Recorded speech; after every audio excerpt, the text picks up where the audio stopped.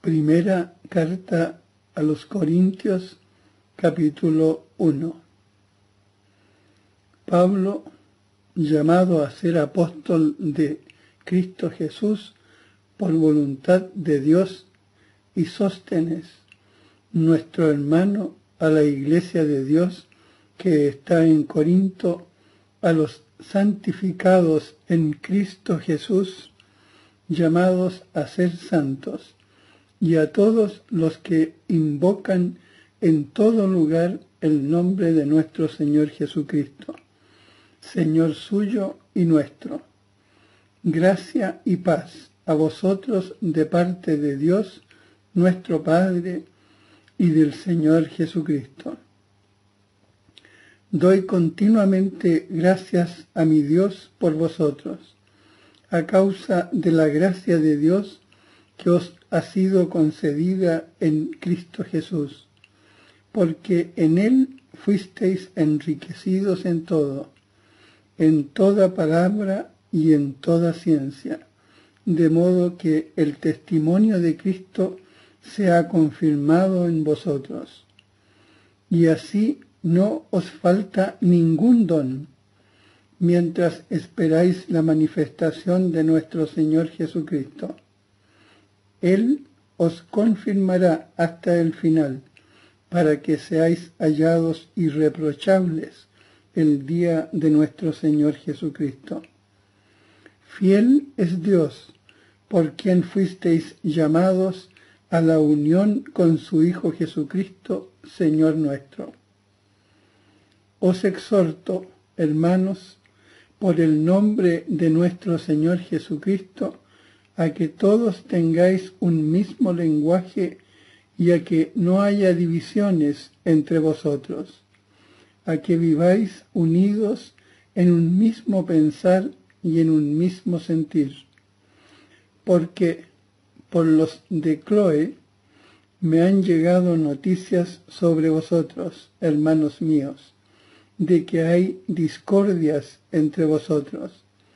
Me refiero a que cada uno de vosotros va diciendo: yo soy de Pablo, yo de Apolo, yo de Cefas, yo de Cristo. ¿Está dividido Cristo?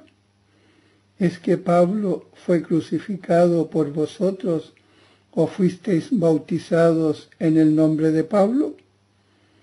Doy gracias a Dios porque no bauticé a ninguno de vosotros, excepto a Crispo y a Gayo, para que ninguno pueda decir que fuisteis bautizados en mi nombre.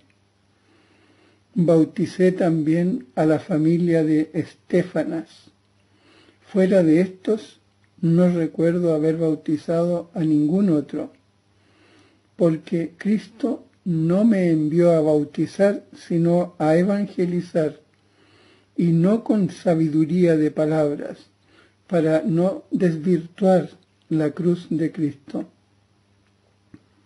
Porque el mensaje de la cruz es necedad para los que se pierden, pero para los que se salvan, para nosotros, es fuerza de Dios.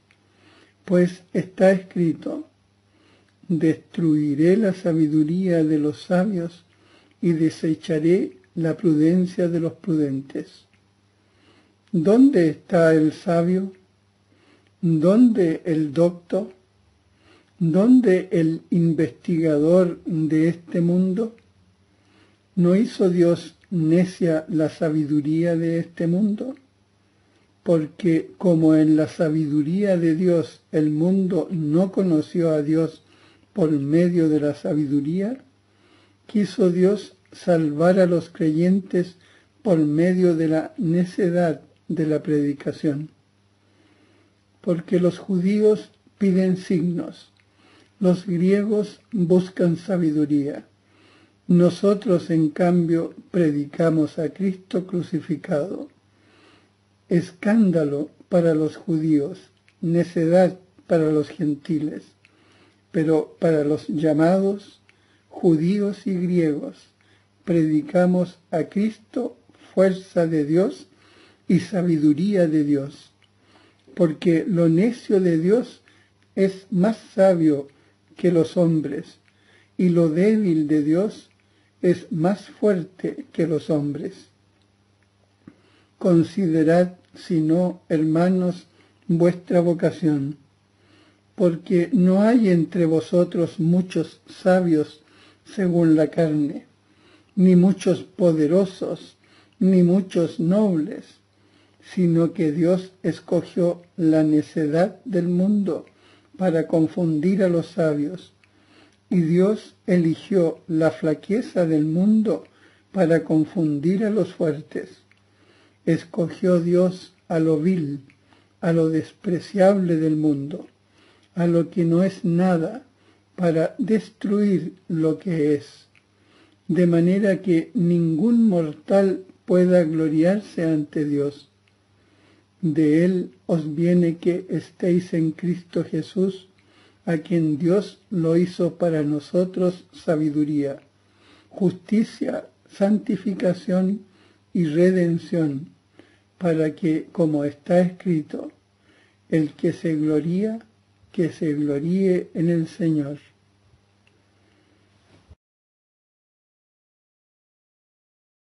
Capítulo 2 del libro de Primera de Corintios. Pues yo, hermanos, cuando fui a vosotros, no fui con el prestigio de la palabra o de la sabiduría a anunciaros el misterio de Dios. Pues no quise saber entre vosotros sino a Jesucristo, y este crucificado. Y me presenté ante vosotros débil, tímido y tembloroso. Y mi palabra y mi predicación no tuvieron nada de los persuasivos discursos de la sabiduría, sino que fueron una demostración del Espíritu y del poder. Para que vuestra fe se fundase, no en sabiduría de hombres, sino en el poder de Dios. Sin embargo, hablamos de sabiduría entre los perfectos, pero no de sabiduría de este mundo ni de los príncipes de este mundo, abocados a la ruina. Sino que hablamos de una sabiduría de Dios, misteriosa, escondida, destinada por Dios desde antes de los siglos para gloria nuestra. Desconocida de todos los príncipes de este mundo, pues de haberla conocido no hubieran crucificado al Señor de la gloria. Más bien, como dice la Escritura, anunciamos. Lo que ni el ojo vio, ni el oído oyó, ni al corazón del hombre llegó, lo que Dios preparó para los que le aman. Porque a nosotros nos lo reveló Dios por medio del Espíritu. Y el Espíritu todo lo sondea, hasta las profundidades de Dios. En efecto, ¿qué hombre conoce lo íntimo del hombre sino el espíritu del hombre que está en él? Del mismo modo, nadie conoce lo íntimo de Dios, sino el Espíritu de Dios. Y nosotros no hemos recibido el espíritu del mundo, sino el Espíritu que viene de Dios, para conocer las gracias que Dios nos ha otorgado. De las cuales también hablamos, no con palabras aprendidas de sabiduría humana, sino aprendidas del Espíritu, expresando realidades espirituales. El hombre naturalmente no capta las cosas del Espíritu de Dios, son necedad para él. Y no las puede conocer pues solo espiritualmente pueden ser juzgadas. En cambio, el hombre de espíritu lo juzga todo, y a él nadie puede juzgarle. Porque, ¿quién conoció la mente del Señor para instruirle? Pero nosotros tenemos la mente de Cristo. Capítulo 3 del libro de Primera de Corintios. Yo, hermanos, no pude hablaros como a espirituales, sino como a carnales, como a niños en Cristo. Os di a beber leche y no alimento sólido, pues todavía no lo podíais soportar. Ni aún lo soportáis al presente. Pues todavía sois carnales. Porque, mientras haya entre vosotros envidia y discordia, ¿no es verdad que sois carnales y vivís a lo humano? Cuando dice uno yo soy de Pablo, y otro yo soy de Apolo, ¿no procedéis al modo humano? ¿Qué es, pues Apolo? ¿Qué es Pablo? Servidores, por medio de los cuales habéis creído. Y cada uno según lo que el Señor le dio. Yo planté, Apolo regó, mas fue Dios quien dio el crecimiento. De modo que ni el que planta es algo, ni el que riega, sino Dios que hace crecer. Y el que planta y el que riega son una misma cosa, si bien cada cual recibirá el salario según su propio trabajo. Ya que somos colaboradores de Dios y vosotros, campo de Dios, edificación de Dios. Conforme a la gracia de Dios que me fue dada, yo, como buen arquitecto, puse el cimiento, y otro construye encima. Mire cada cual cómo construye. Pues nadie puede poner otro cimiento que el ya puesto, Jesucristo. Y si uno construye sobre este cimiento con oro, plata, piedras preciosas, madera, heno, paja. La obra de cada cual quedará al descubierto. La manifestará el día, que ha de revelarse por el fuego. Y la calidad de la obra de cada cual, la probará el fuego. Aquel, cuya obra, construida sobre el cimiento, resista, recibirá la recompensa. Mas aquel, cuya obra quede abrasada, sufrirá el daño. Él, no obstante, quedará a salvo, pero como quien pasa a través del fuego. ¿No sabéis que sois santuario de Dios y que el Espíritu de Dios habita en vosotros? Si alguno destruye el santuario de Dios, Dios le destruirá a él, porque el santuario de Dios es sagrado, y vosotros sois ese santuario. Nadie se engañe. Si alguno entre vosotros se cree sabio según este mundo, hágase necio, para llegar a ser sabio. Pues la sabiduría de este mundo es necedad a los ojos de Dios. En efecto, dice la Escritura.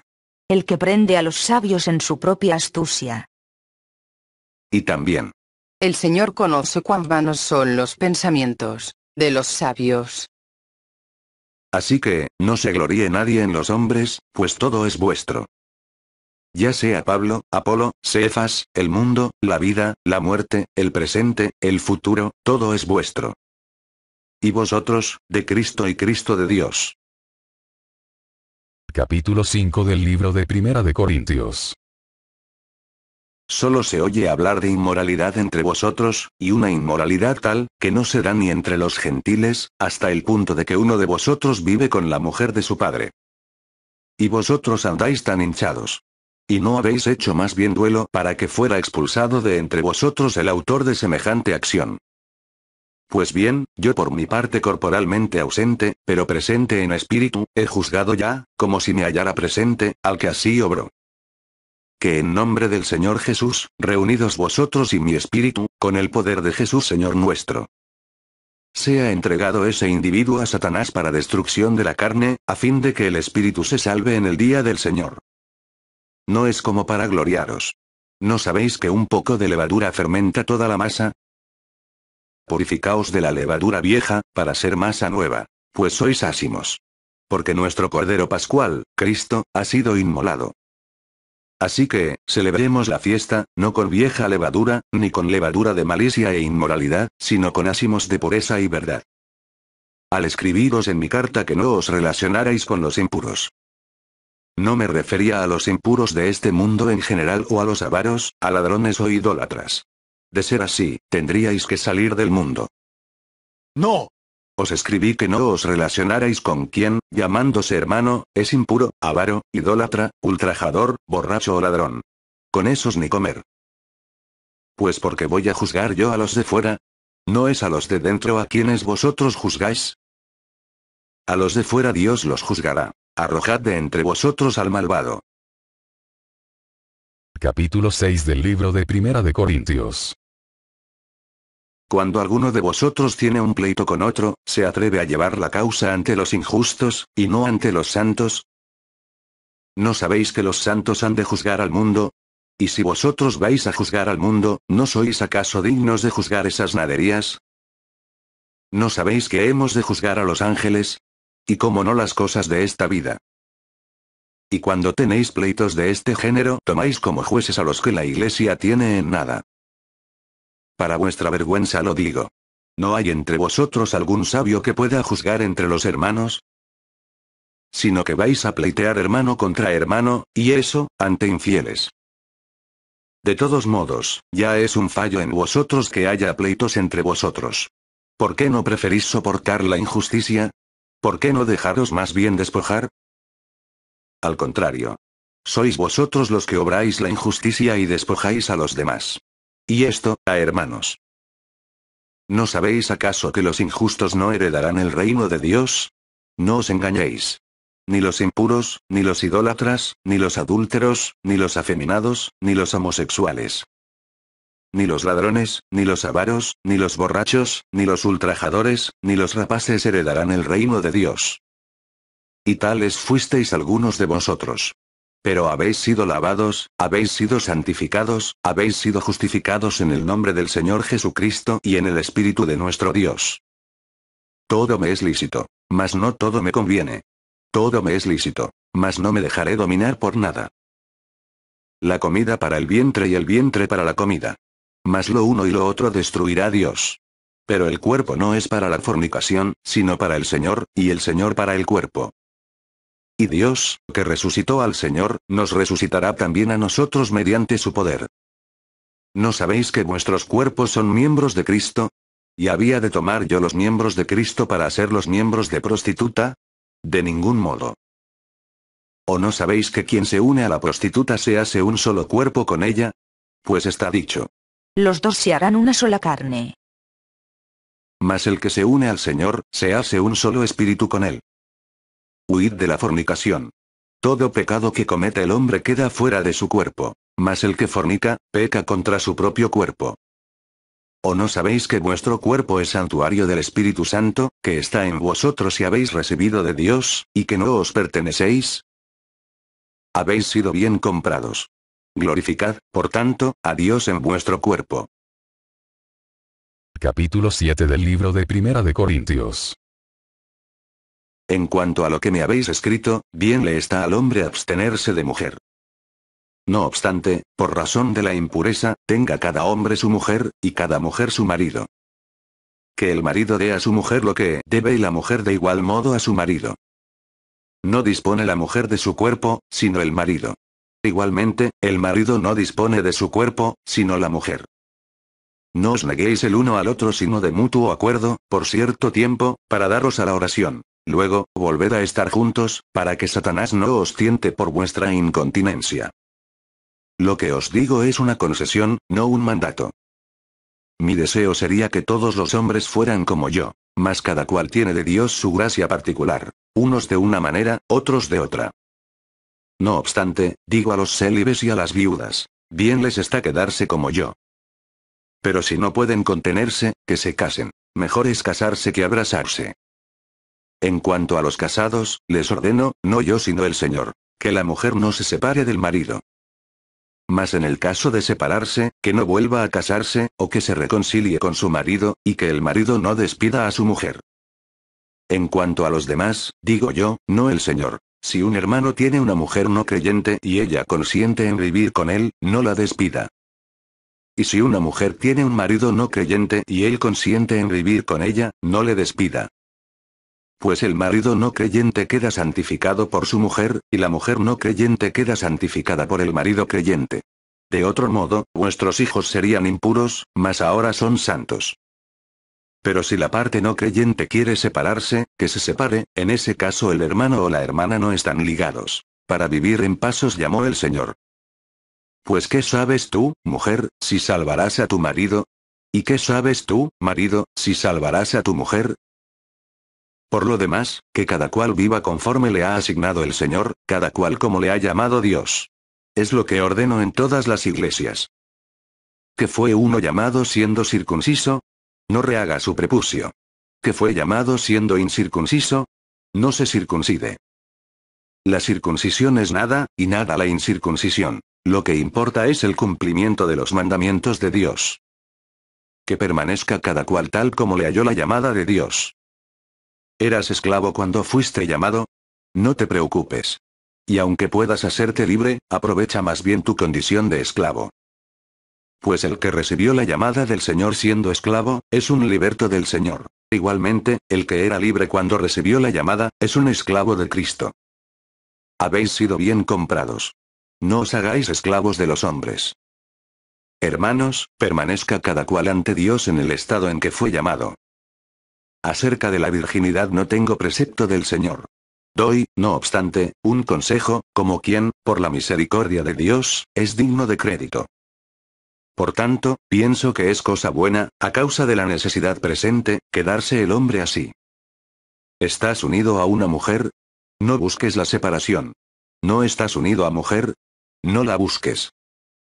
Mas, si te casas, no pecas. Y, si la joven se casa, no peca.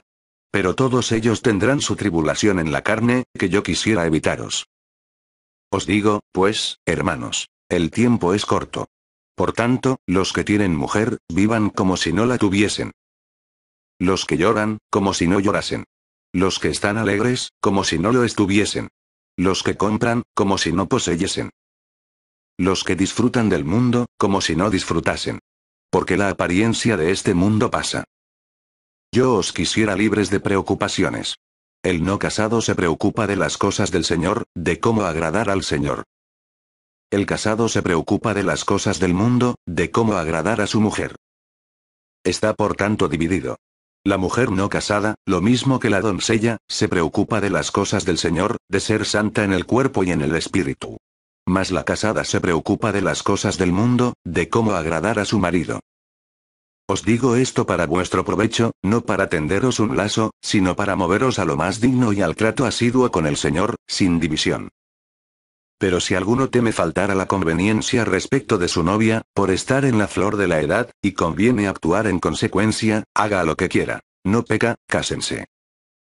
Mas el que ha tomado una firme decisión en su corazón, y sin presión alguna, y en pleno uso de su libertad está resuelto en su interior a respetar a su novia, hará bien. Por tanto, el que se casa con su novia, obra bien. Y el que no se casa, obra mejor. La mujer está ligada a su marido mientras él viva. Mas una vez muerto el marido, queda libre para casarse con quien quiera, pero solo en el Señor.